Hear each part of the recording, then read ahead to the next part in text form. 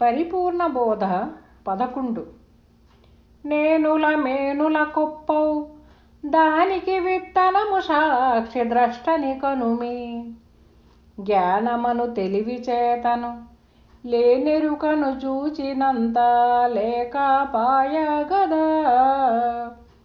గగనము బయలు గాకపాయ గదా.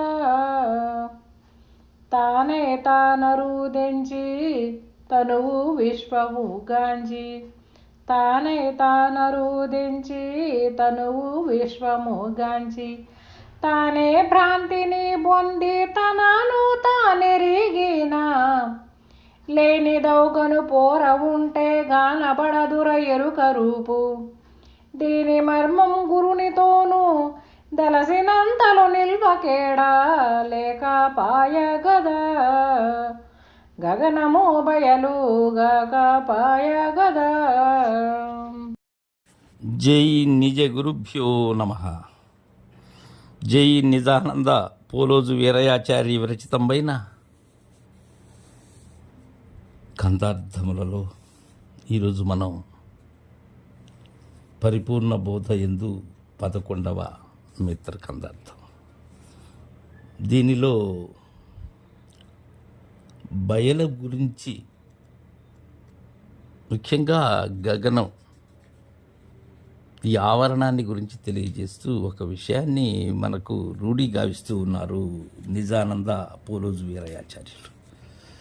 శిష్య, నేనుల మేనులకు పౌదానికి విత్తనము సాక్షి ద్రష్టని కను.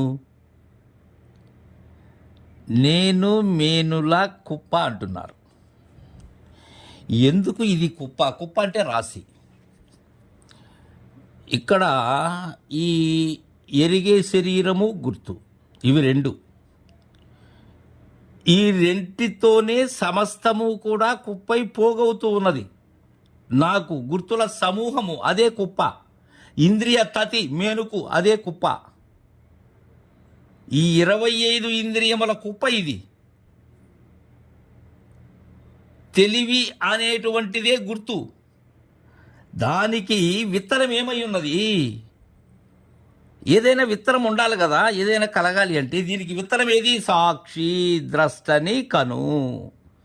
దీనికి విత్తనం మరేమో కాదు, అదే దానికి విత్తనం. విత్తనము అదే, వృక్షము అదే. ఈ సాక్షి ఏదైతే ఉన్నదో సర్వాన్ని గుర్తెరిగేటువంటి గుర్తు, అదే ద్రష్ట. అదే నీవారశోకమై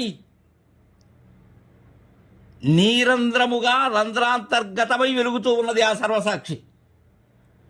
అది నా నిజ స్వరూపమది. కను ఈ జ్ఞానమను తెలివి చేతను ఎలా కనాలి? దానితోనే కనాలి. ముళ్ళుని ముళ్ళుతోనే తీసినట్లుగా, వజ్రాన్ని వజ్రముతోనే కోసినట్లుగా ద్రష్టని ద్రష్టతోనే ఎరగాలి, జ్ఞానాన్ని జ్ఞానంతోనే ఎరగాలి, సాక్షిని సాక్షితోనే ఎరగాలి. వేరే దానికి సాధ్యం కాదది. వేరే ఎరిగే లక్షణం దేనికి లేదు, దీనికే ఉన్నది. అన్నిటినీ ఎరిగే లక్షణం ఉన్నది. తను తాను ఎరగని లక్షణం ఏదైతే ఉన్నదో అది గురుదేవుని సైగతో ఎరగాలి. అలా జ్ఞానమును తెలివి చేతను లేనెరుకను చూచినంత లేకపాయె గదా. గగనము బయలు గాకపాయ గదా. లేనెరుకను చూచినంత లేకపాయ గదా. ఎప్పుడు చూస్తే లేదు. ఇక్కడ ఒక కీలున్నది. ఎలా అంటే తనను తాను చూడటం, తనను తాను తెలియటం మోక్షమని అన్ని మతాలు చెప్పారు. కానీ శివరామ దీక్షిత పద్ధతి అది కాదు. లేనెరుకను చూచినంతటి ఎక్కడ చూడాలి? ఉన్న పరిపూర్ణములో చూస్తే ఇది లేదు. అంతేగాని దానిలో దాన్ని చూస్తే అది ఎల్లప్పుడూ ఉన్నదది. లేనెరుకను లేనెరుకై చూడాలి. అవి ఆట మెరగాలి. అప్పుడు లేకపోతుంది అది. సూర్యుని చూసినటువంటి చీకటి చందం అవుతుంది అది. అయితే గగనము బయలుగాకపాయే కదా. గగనము అవకాశం ఇచ్చేటువంటి ఆవరణం, అది బయలు ఎలా అవుతుంది?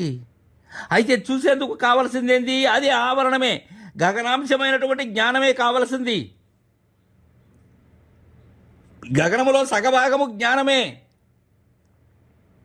ఆవరణమే జ్ఞానం, అది మితి కలిగినది. అయితే అది బయలా కాదు, అందుకే బయలు కాకపాయ కదా అంటున్నారు. తానై తానరుదెంచి తనువు విశ్వము గాంచి, తానై తానరుదెంచి తనువు విశ్వము గాంచి, తానే భ్రాంతిని బుంది తనను తానెరిగినా. ఇక్కడ ఇది నాసాయి చూడటం అంటే, తనను తాను చూడటం అంటే ఇది. ఇది ఎలా అర్థించింది? తనకు తానుగా అర్థించింది. పిలవని పేరంటము వలె, చెప్పని ఒక్క పొద్దు వలె అరుదించింది. ఇది తనకు తానుగా అరుదించింది. అయితే అరుదించి తనను విశ్వముగాంచి, ఎలా కాస్తుంది ఇది? తాను వేరే విశ్వం వేరే అనేటువంటి భావనలో ఉన్నది. ఎప్పుడైతే తనువు విశ్వము ఒక్కటే, ఈ తెలివి శరీర జగము ఒకటే అనేటువంటి విషయాన్ని త్రిపుటి ఏకత్వముతో త్రిపుటి రహితాన్ని చేసినప్పుడు తానే భ్రాంతిని పొంది ఇక్కడ విభ్రాంతి పొందుతుంది. తనను తానెరిగిన, తాను భ్రాంతిని పొందుతూ ఉన్నది కదా, తను భ్రాంతి అని తన ముచ్చట తెలిసి తనను తానెరిగినట్లయితే, లేనిదవుగను పోర ఉంటే గానబడదుర ఎరుక రూపు, దీని మర్మము గురునితోనూ తెలిసినంతలో నిల్వ కేడా లేకపాయ కదా. తానెరిగిన లేనిదవుతుంది. అలా కలమంటున్నారు. పొర ఉంటే గానబడదుర ఎరుక రూపు. ఎక్కడ కానబడదు ఎరుక రూపు? ఉన్న పరిపూర్ణములో కానరాదు ఎరుక రూపు, నిజ గోప్యములో కానరాదు ఎరుక రూపు, గురు నేత్రములో కానరాదు ఎరుక రూపు, గురు శిష్యుల నడుమ కానరాదు ఎరుక రూపు. బోధనానంతరం బోధ ఉన్నంత వరకు లేనరుకై ఆయన అశరీరై బోధిస్తూ ఉంటారు. అయిన పిమ్మట గురు శిష్యులు లేరు, ఎరుక రూపు లేదు అక్కడ. దీని మర్మాన్ని గురునితోనూ తెలిసినను ఎవరితో తెలియాలి? ఇక్కడ వేరే అవకాశమే లేదు. మనం ఎంత మేధావులమైనా, ఎంత పాండిత్య ప్రకర్ష కలిగినటువంటి వారమైనా, సమస్త వేదములను ఔపాసన పట్టిన వారమైనా, జ్ఞానములో తారాస్థాయిలో ఉన్నవారైనా, జ్ఞానాతీతమైనటువంటిది గురువు దేవుని ద్వారా మీనా వేరే విధముగా సాధ్యం కాదు. అది అసాధ్యం.